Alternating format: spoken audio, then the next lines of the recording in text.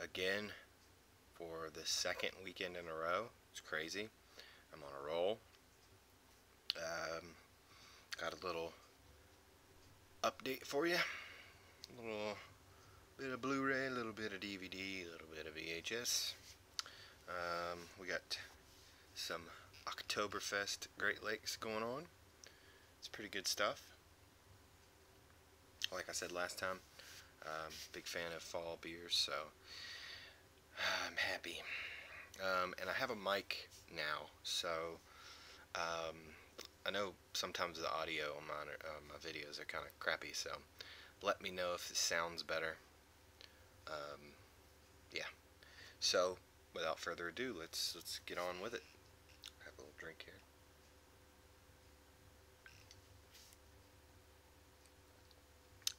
Yeah, good stuff. All right, start with the DVDs. First up, Bleeding Lady. Some Ryan Nicholson goodness. It is a bit different than a lot of his other stuff. Still pretty violent, but not quite as sexually explicit as a lot of his other stuff. But, you know, pretty cool. My favorite's still Gutterballs, which I'm sure most people are. These are ones I made myself, but these aren't available. Well, the other one might be, but I can't seem to find it. But this one is not. I've been trying to get all of Roger Watkins' adult titles. Roger Watkins, for those of you who don't know, directed the cult favorite Last House on Dead End Street, and this is American Babylon. Made the cover myself. Yeah, so next I gotta cover this up here, but this is Her Name Was Lisa, another Watkins adult film. Again, made that cover. Now this here, I'm sure like most of you, we've all seen Star Wars 8 million times, and I did not buy any of the Blu-ray sets, or I think the last one I bought was way back when they released that trilogy on DVD, the black case. I've since got rid of it, but I never need to buy Star Wars ever again in my entire life, because I've seen it so many times that I just don't ever need to really, I never have the desire to watch Star Wars. But there's this guy named Adiwan that for a year restored the very first Star Wars, and he did an outstanding job. It looks better than the Blu-rays. It's kind of ridiculous. He fixed a lot of things. He fixed a lot of jump cuts and added some things, but he takes mostly mostly the original, without all the additions, and has some of the re-edits from 2004 and put them in there. But he has this up available online for free. He's not making any money off of this. He gives you covers to choose from, disc art, everything.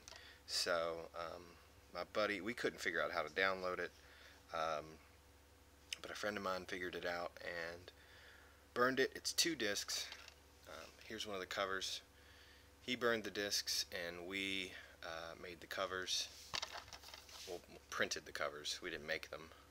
The guy made them, but one of the discs is in my player because I had to just look at it. But this is the inside, and that's the first disc. It's 2 discs, so there's that.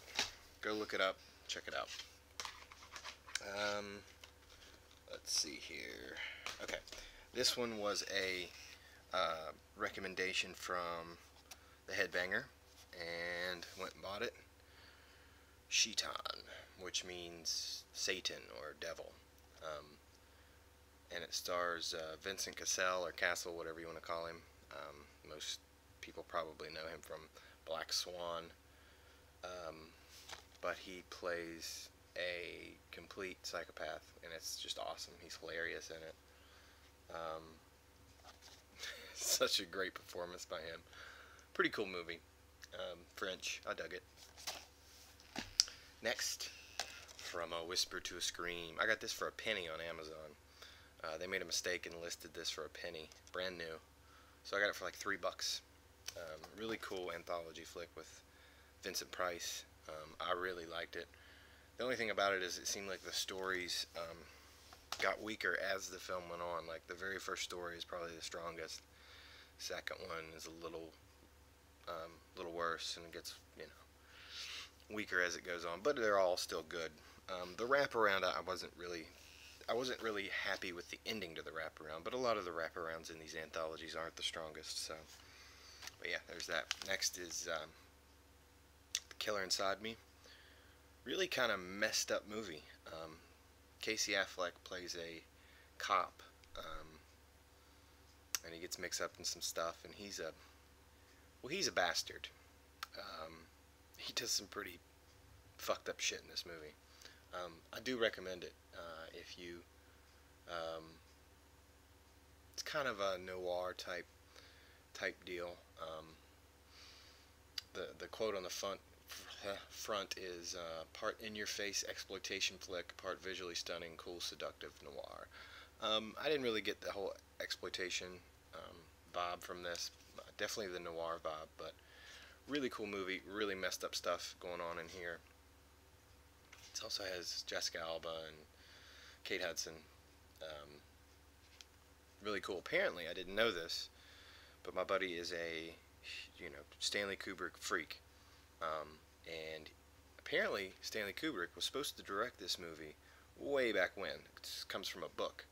And I can't remember why he said he didn't, but he didn't. These next two are really cool. You get them from the director himself. They are documentaries. They're not available any other way. You have to get them straight from the director.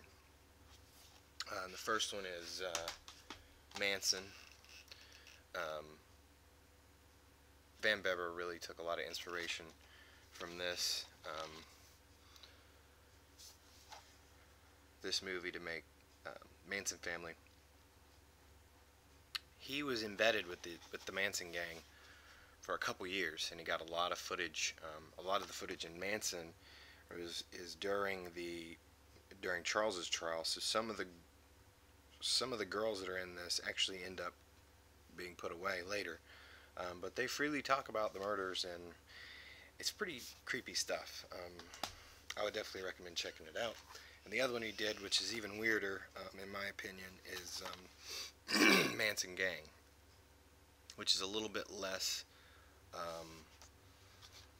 about the murders and sort of more about the director and his time with them. And he narrates this one. A lot of people apparently have a problem with his narration, but I think it's fine.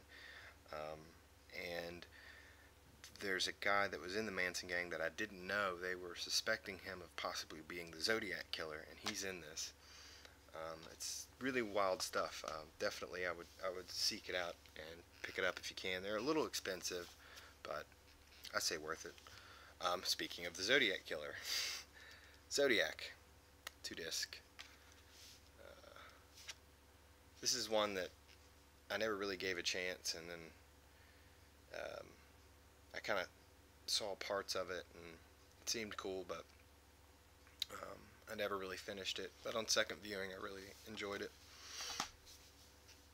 Next up, some John Waters goodness. Dirty Shame. I am currently 2 films away from having the entire John Waters collection, and those are Crybaby and Hairspray.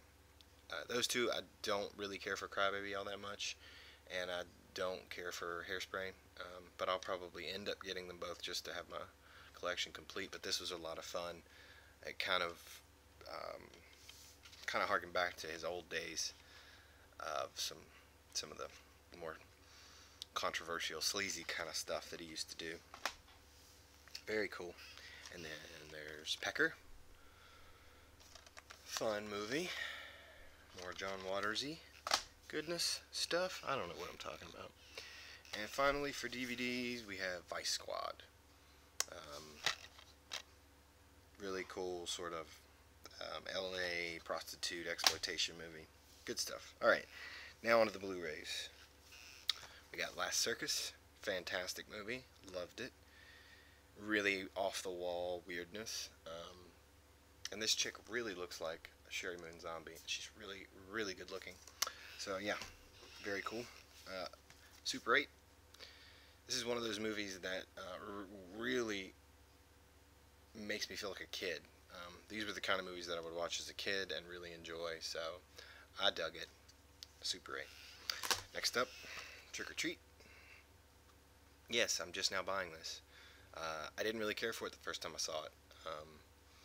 But the first time I saw it, a guy burned it for me, and it didn't work about halfway through, so I only saw half of the film. And then went back and watched it and really dug it. Up next is A Red State, Kevin Smith, sort of action thriller kind of thing, have to do with a religion. Very, very damn good. I was very surprised to see him, first of all, do something like this, and second of all, how damn well it was done and how great it is. Michael Parks is fantastic in it. Everybody in it's really great. Okay, this next one, guys, can't make fun of me, but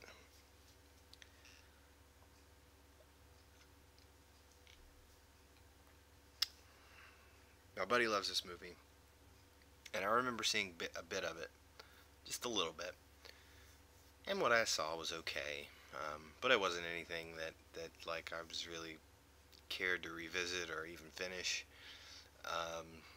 But he was all about it, and then we listened to a podcast, and the guy that was the guest was a big fan of this film, and he made some really intellectually interesting points about the movie. And then actually Jason and Crazy Jay did a video on this film. Jason hates it and Jay loves it. So I was like, you know what, I'm going to give this thing another chance. It is Rob Zombie's Halloween 2, the unrated director's cut. Now, I did not like his remake. I didn't like the way they tried to explain why Michael Myers was evil. I just didn't care for the film. And, you know, the advice I was given going into this was do not watch it as a Halloween film. Watch it as something else. And by the time I watched this, I had pretty much forgotten about Halloween, the original. So I erased that from my mind, and I just tried to watch this completely, not even having any preconceived notions. And I got to tell you guys, I actually enjoyed it. From what I understand, he did not want to do this. The studio threw money at him and said, look, you can do whatever you want. He wanted to call it White Horse, and that's why I think a lot of the stuff that's in here that fans don't like is in here. It's because he didn't want to make a Halloween movie, but the studio threw so much money at him and told him he could do whatever he wanted as long as Michael Myers was in it, so I guess it's sort of a pseudo-sequel. But I think if you watch this without thinking about Halloween, you might enjoy it a little more. Some of the White Horse stuff was a little silly. Some of the stuff, I mean, Sherry Moon is an awful actress. But, you know, and the main character, played by Scout Taylor Compton, is really annoying and screams a lot and gets on your nerves. But you know what? It's kind of real in a way. I mean, if something like that had happened to you, you would either never leave the house again and be completely mute, or you would be extremely pissed off and probably drink yourself to death. And that's kind of where she's at. She's at this sort of partying, rebellious, angry stage. And I think it works. She's really annoying, but it works. I had problems with it. There were problems with it, and I'm not going to sit here and talk about it that long, but I did end up enjoying it, so whatever. If you don't like it, you can eat it. I mean, if you don't like that I liked it, you can eat it. Next is First Blood. Big Rambo fan. It's awesome. Whatever. Don't have to talk about it. Red Scorpion. Dolph Lundgren action. Good stuff. Really enjoyed it. And then, last but not least for Blu-ray is Hills Have Eyes 2. Not a great film, but I love the first one, so yeah, it doesn't look that good. Honestly, if you have that DVD that came out years and years ago, I don't think there's any reason for you to have to buy the Blu-ray, but I did, and I'm going to go ahead and keep it. Okay, now to VHS. First up, House of a Thousand Corpses. Got this really cheap. Pretty much somebody just gave it to me. Still sealed, so yeah. And then these, my buddy got for me at a yard sale. This guy used to work at a local video store called Tronics back in the day, so this guy had a ton of stuff. But he picked up for me, these were all $1. The Amazing Shocking Asia, which is a Mondo film, which is actually different apparently than the Shocking Asia movies. It's different, I don't know, but kind of weird. It's in a pink VHS. The label's really cool. There's the rental sticker there still.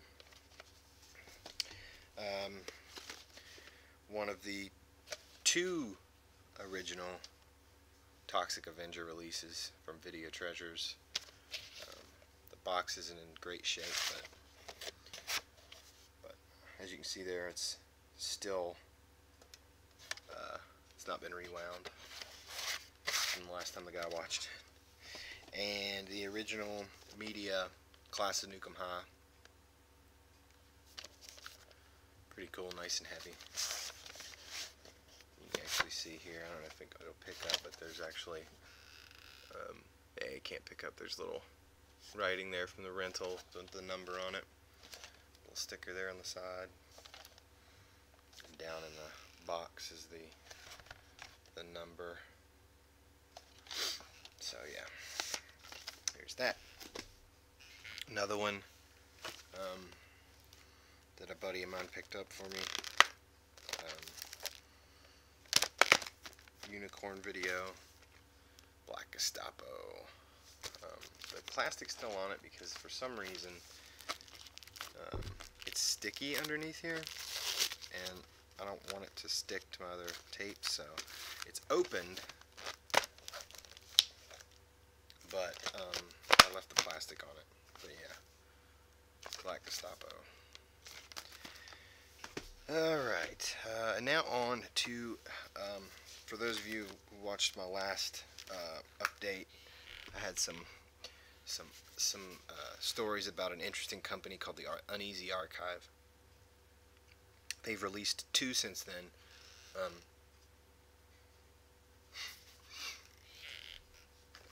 Now this first one,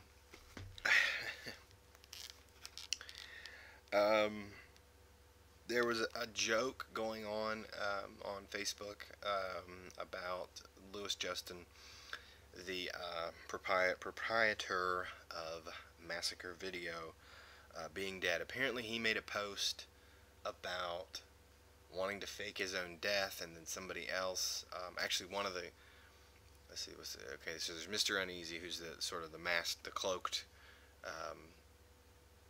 sort of, I guess he's the wizard behind the curtain, if you will. And then the other guy is named Chris, who they're in cahoots with this Uneasy Archive. They're the guys that do it, Mr. Uneasy and Christopher. But I guess Christopher decided that he wanted to make a bunch of jokes about Louis being dead, and he's like, everybody, Louis is dead and whatever. So apparently, from what I understand, I guess they got his blessing, but they released 555. And it's a memorial edition to Louis. So as you can see there's Louis's face as the head. Let me cover this up. There's the back. joke tape, I guess, but you know, fun. There's this sticker there. I'm going to be doing an uneasy kind of overview once I get the new release. Well, hopefully, because it actually goes on sale tonight. Fingers crossed. There's only 23 of them. And anyway, I actually need to be checking on that pretty soon. So I got to wrap this up. So yeah, I'll show you what's inside afterwards. And last but not least, the latest release from Uneasy is Hot Summer in the City. It's another adult film. This next film that they're releasing, I'm very excited about, is not an adult film, but you'll just have to wait and see. Hopefully I'll have it in my hands to show you. But yeah, so Hot Summer in the City, and that's it, guys. There it is. So I'll see you next time, and do what you guys do. See you later.